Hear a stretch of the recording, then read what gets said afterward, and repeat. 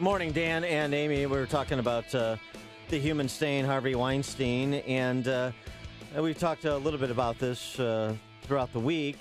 The conspiracy of silence that existed among the men without chests in Hollywood, and that necessarily includes the press corps, because as we know, 2004 New York Times story was spiked.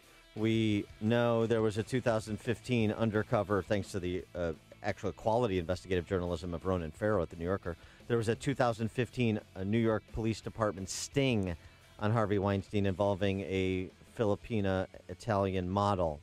We know that NBC News passed on the Ronan Farrow story, saying it didn't have all the elements we need. Yeah, right. And we know the New York Times, it seems to me, almost their version of the Harvey Weinstein saga and potential criminality involved trying to minimize the damage by conceding what everybody knew, all of the groups were talking about, that he was a lecherous, disgusting human being, but just to limit it there, whereas the Ronan Farrow story included the allegations of rape by 3 women, which makes this a whole different thing. And now you've got now it's a criminal investigation. FBI, NYPD, and as you mentioned earlier, across the pond in the UK, law enforcement investigation as well. So on the issue of journalism, such as it exists in this day and age, we're pleased to be joined by an award-winning investigative journalist. Of course, you know her because she's also a best-selling author. Her latest, The Smear, How Shady Operatives and Fake News Control What You See, What You Think, and How You Vote. She's Sharyl Attkisson. Sharyl, thanks for joining us again. Appreciate it. Thanks for having me. So you wrote a piece about this matter for The Hill. Weinstein allegations, not the first story spiked by the media. I mean, as a practitioner in the space, give us a sense of what the culture is like and how stories that seemingly would be of public interest and consistent with the Fourth Estate's ethical responsibilities get spiked. Well, this is what I wrote much about in Stonewall and The Smear, and part of why I left CBS News before my contract, because I saw our industry changing so much, whereby I think virtually everything you see on the news now, you have to assume was either placed there by somebody who wanted it there or replaced something that somebody didn't want there. I can tell you that the decision-making that goes on at a managerial level as to what we see and what we don't see on the news is happening every day in questionable ways for stories for corporate reasons, or whether it's famous and rich people that are able to wield control and keep stories off, or the corporations that work for them behind the scenes that are able to bully and cajole. This happens every day in newsrooms across the country. I remember one time I used to be a TV journalist, and we were going to do a story about the dangers of diet pop, whether it be, Diet Coke or Diet Dr. Pepper. And they said, absolutely not. They're one of our biggest advertisers. We have to drop the story. Is there another? That's what I call this. Yeah. Is there an example that you have? I have many. I mean, the pharmaceutical industry is the biggest. CBS went from assigning me to cover pharmaceutical, potential risks of medicines and vaccines, to getting so bullied by what I think is probably the most controlling and biggest industry in the world, the pharmaceutical industry, which also controls government in some respects, or the government regulators and so on. They went from wanting those stories every day to you'll never see them now. And at the same time, the pharmaceutical industry became partners with the broadcast and media industry, and they were allowed to start doing direct-to-consumer ads. There was a time, most people probably don't remember, you couldn't advertise prescription drugs on TV. We're one of the few countries that allows it. And once we lobbied, meaning the broadcast industry partnered with the pharmaceutical industry to allow it, all the news coverage of important stories about the risks of some prescription drugs stopped. And you almost barely see any of those today, even when there are billion-dollar settlements and fraud complaints and decisions against them.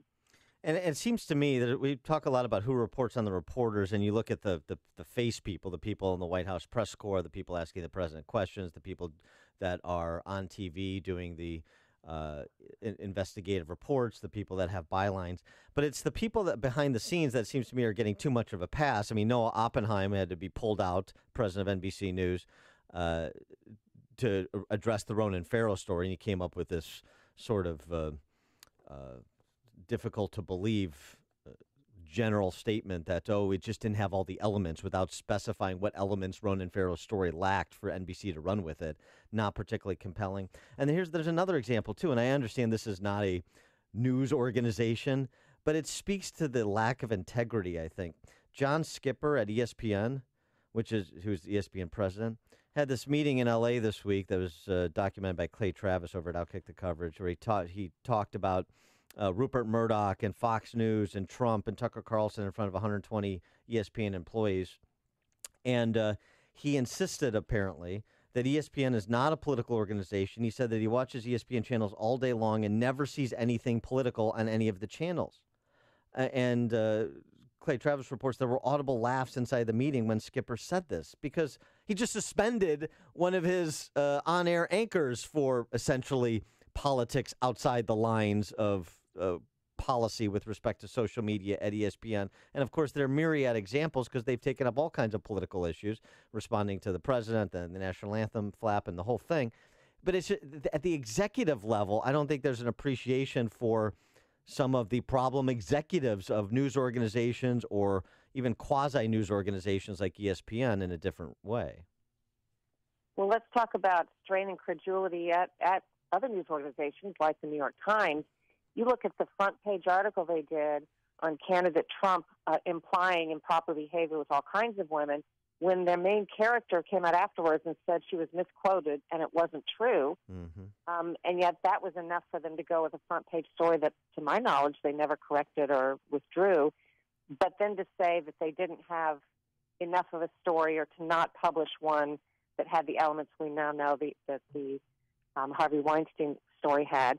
I also have written previously about, because there are many great reporters at the New York Times, and I happen to know that they have gotten other stories that have been crunched and squelched, like the New York Times knew before it was published that the Clinton Foundation was under FBI investigation, which was a big story at the time. And while they were publishing stories about the Trump Foundation being under investigation by a Hillary Clinton supporter in New York, they were sitting on the story of the Clinton Foundation, much bigger one, being under investigation by the FBI. And that came out some weeks later, broken by another news organization, and the New York Times stayed silent on it. So there are many examples. I mean, again, like I say, it happens every day for different reasons, but this is happening also in local newsrooms. And, it's good that people be aware that what they're seeing is usually there because somebody wants them to see it or wants them not to see something else in the news. It's being spiked. The media is really shaping our politics. That New York Times reporter or the editor decided to sit on that story. Were they fired or reprimanded, or did anything happen to them? Well, I don't think they ever acknowledged that. I happen to know it just because I didn't know firsthand about the investigation, but I knew from a New York Times source weeks before it was reported that it was happening and all the, many of the details. And then I watched as the story broke, and I watched, the New York Times, again, not acknowledge that they had it or that they knew it. So the idea that, I had a former editor of Time magazine, a good editor. I was on a panel discussion with him before some attorneys, and he said the other day, the only bias journalists have is to get their stories on the front page.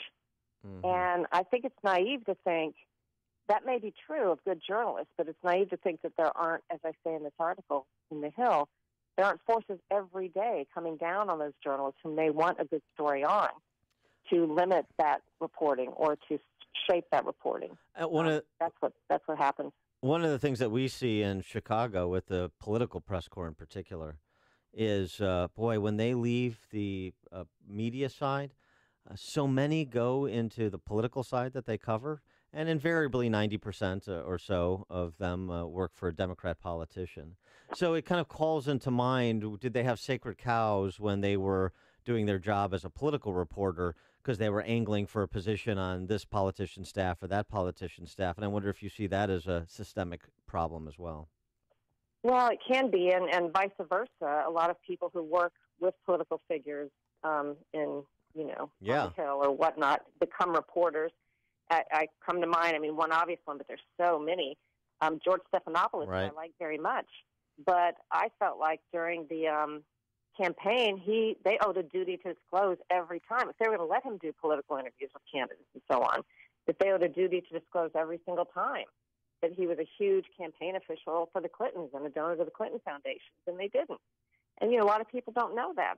That was some time ago. So, it's a matter of responsibility and disclosure, and why don't we disclose those things unless we are trying to shape people's opinion in a way that they don't know? I think disclosure is your friend.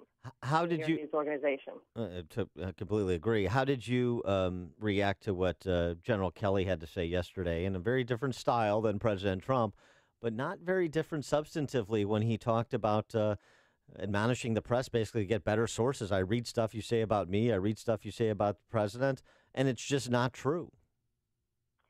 Well, I think that you have to understand today, the goal of good journalists is always to get the facts out. There are many good journalists. But the goal of some reporters and news outlets today, as this industry has changed and blended with opinion journalism and advocacy journalism and political operatives who work now amidst us, their goal isn't to get the truth. Their goal isn't to quote accurately. Their goal is to advance and forward a narrative. That's their job.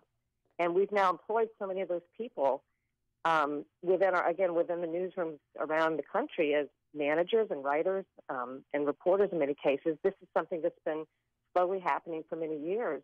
And this is not happening unintentionally or by accident. This is the goal of the people who are doing it. She is Sharyl Attkisson, award-winning investigative journalist, best-selling author. Her latest offering, The Smear, How Shady Political Operatives and Fake News Control What You See, What You Think, and How You Vote. Cheryl, thanks as always for joining us. I appreciate it, your insights. Thanks. And I don't think we're on I'm sorry, I just want to say I don't think my show's yet on TV in Chicago, but you can catch it fullmeasure.news, my Sunday TV show, and segments on replays there in Chicago.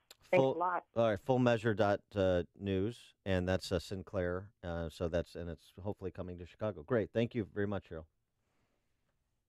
And she joined us on our turnkey.pro answer line. The more you